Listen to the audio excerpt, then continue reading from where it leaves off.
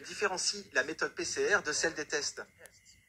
Il la décrit comme un procédé qui consiste à prendre une infime quantité de quelque chose pour en produire beaucoup plus. Mullis souligne également que le PCR ne vous permet pas de savoir si vous êtes malade, et que si ce que vous avez vous rendra malade. Donc, selon l'inventaire du PCR lui-même, ce test n'est pas adapté et ne devrait pas être utilisé comme un test de diagnostic pour déterminer des résultats négatifs ou positifs. Pourtant, c'est le test standard utilisé dans le monde entier pour faire un diagnostic. Et sur la base de ces résultats, le gouvernement impose les restrictions liées au Covid dans le monde entier. Pour moi, ça ressemble à une imposture. Que dirait Kary Mullis aujourd'hui au sujet du test PCR et de son utilisation comme test de dépistage pour le Covid? Malheureusement, nous ne le saurons jamais, car Mullis est décédé à l'âge de 74 ans le 7 août 2019, juste avant le début de l'épidémie. Cause officielle du décès, pneumonie. Mais on peut se faire une idée de ce que Mullis aurait pu dire, en nous basant sur ce qu'il a dit dans le passé concernant le sida et le virus HIV. Voici à présent le docteur Thomas Cowan. Il a fait une analyse du test de PCR et montre comment il peut être utilisé pour manipuler la crise. Le test est appelé test RT-PCR. Il est également connu sous le nom de test de charge virale. Et c'est un test de substitution.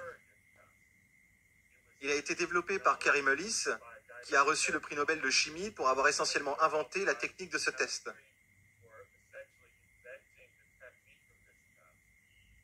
Et il a très précisément expliqué qu'on ne peut pas utiliser ce test pour prouver une étiologie infectieuse ou pour diagnostiquer une maladie infectieuse. Ce qui est bien sûr intéressant, car si vous ne pouvez pas l'utiliser pour diagnostiquer une maladie infectieuse, vous devez bien sûr vous demander à quoi il peut servir. Mais je voudrais d'abord revenir en arrière et expliquer ce qu'est un test de substitution, parce que c'est très important pour comprendre la situation dans laquelle nous sommes actuellement. Dans les cas où on essaie de prouver un lien de causalité, on doit avoir un test de référence. Comme pour le méningocoque, qui a un test de référence, qui est fiable à 100%, tout le temps. On ne peut pas utiliser un test de substitution pour prouver quoi que ce soit. Et c'est ce qui s'est passé avec ces tests. Donc, qu'est-ce qu'un test de substitution? Rappelez-vous que nous n'avons pas de test de référence là. On n'a pas d'isolement, de purification, de réinfection. On n'a pas de virémie. On ne voit pas de millions de copies au microscope électronique. On n'a en fait aucune idée de qui est atteint de cette maladie à coronavirus. Ils prennent donc un morceau d'un des coronavirus, du nouveau coronavirus qu'ils ont découvert. Ils possèdent une nouvelle séquence d'ARN qui n'a jamais été trouvée auparavant. Ils prennent une des séquences, qui selon eux est unique à ce virus particulier, et ils réalisent ce qu'on appelle l'amplification. Ce que ça veut dire, c'est que dans votre sang, vous aurez une copie de cette séquence, mais qu'elle est trop petite pour que vous puissiez la trouver. Alors, on la stimule. Et c'est ce que Kary Mullis a découvert. On la stimule et elle se duplique en 2 copies. Ça représente un cycle. On fait 4 copies, ce seront 2 cycles. On fait 2 à 20 copies, peu importe le nombre, ce sera 20 cycles.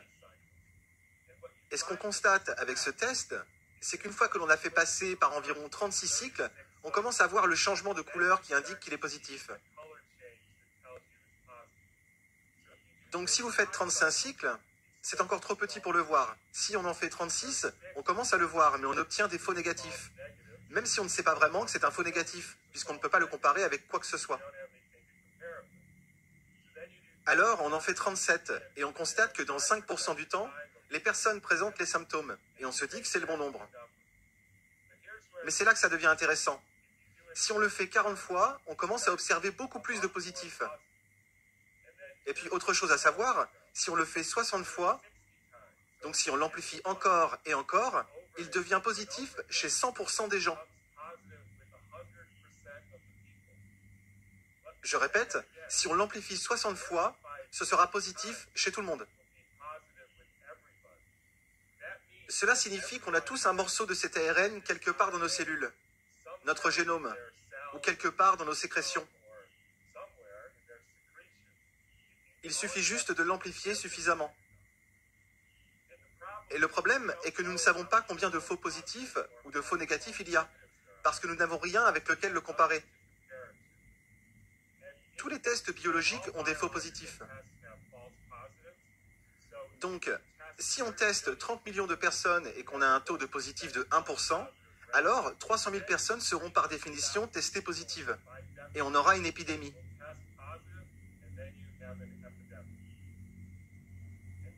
Et si on veut démontrer que la situation s'est améliorée, tout ce qu'on a à faire est de réduire les cycles d'amplification à 35.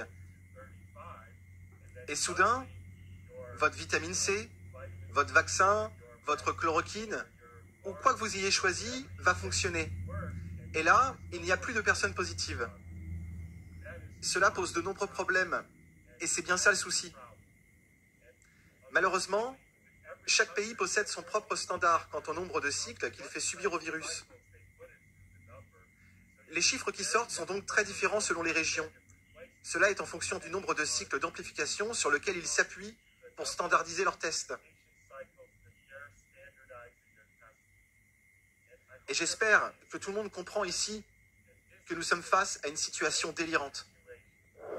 Si vous ne l'avez pas déjà entendu, je vous invite à regarder l'intervention de Rainer Fulmich, que je vous ai mis juste à droite. N'oubliez pas de partager, car tout seul, je ne peux pas faire grand-chose. Les médias nationaux ont démissionné de leur mission initiale, et depuis longtemps, pour se retourner contre nous. Alors nous avons besoin de vous tous pour prendre le relais et propager ces informations capitales. Je vous souhaite une très belle journée, à très bientôt.